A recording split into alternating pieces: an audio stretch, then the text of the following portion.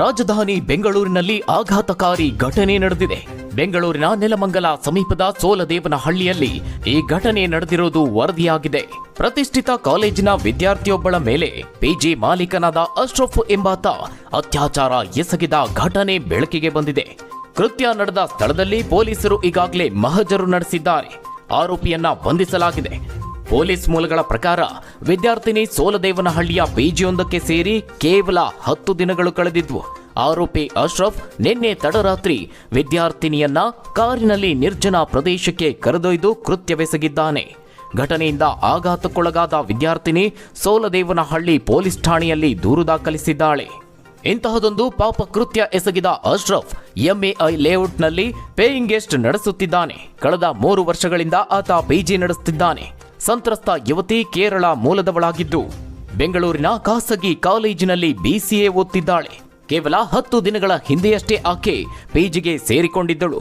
ಕಳೆದ ಶುಕ್ರವಾರ ತಡರಾತ್ರಿ ವಿದ್ಯಾರ್ಥಿನಿ ಪಿಜಿ ಆವರಣದಲ್ಲಿ ಒಬ್ಬಳೇ ಇದ್ದಂತಹ ಸಂದರ್ಭದಲ್ಲಿ ಅಶ್ರಫ್ ಆಕೆಯನ್ನ ಕಾರಿನಲ್ಲಿ ನಿರ್ಜನ ಪ್ರದೇಶಕ್ಕೆ ಕರೆದೊಯ್ದು ಅತ್ಯಾಚಾರ ಮಾಡಿದ್ದಾನೆ ಅಂತ ಪೊಲೀಸರು ತಿಳಿಸಿದ್ದಾರೆ.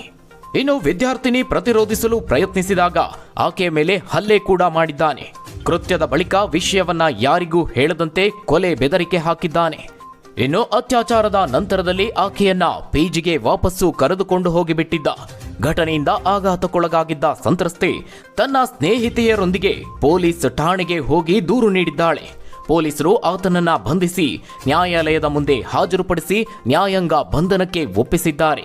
ಸದ್ಯಕ್ಕೆ ಆತನನ್ನ ಜೈಲಿಗೆ ಕಳುಹಿಸಲಾಗಿದೆ. ಆತನ ಹಿನ್ನೆಲೆಯ ಬಗ್ಗೆ ಹೆಚ್ಚಿನ ತನಿಖೆ ನಡೀತಾ ಇದೆ ಅಂತ ಪೊಲೀಸ್ ಅಧಿಕಾರಿಗಳು ತಿಳಿಸಿದ್ದಾರೆ. ಇನ್ನೊಂದೆಡೆ ಆರೋಪಿ ಅಶ್ರಫ್ ಪ್ರತಿ ದೂರನ್ನ ದಾಖಲಿಸಿದ್ದಾನೆ. ಸಂತ್ರಸ್ತೆಯ ಸ್ನೇಹಿತೆಯರು ನನ್ನ ಮೇಲೆ ಹಲ್ಲೆ ನಡೆಸಿದ್ದಾರೆ ಅಂತ ಆರೋಪಿಸಿದ್ದಾನೆ. ಇನ್ನು ಅಶ್ರಫ್ನ ಈ ಒಂದು ಕೃತ್ಯವನ್ನ ಪೊಲೀಸರು ಗಂಭೀರವಾಗಿ ಪರಿಗಣಿಸಿದ್ದು ತನಿಖೆಯನ್ನ ಚುರುಕುಗೊಳಿಸಿದ್ದಾರೆ.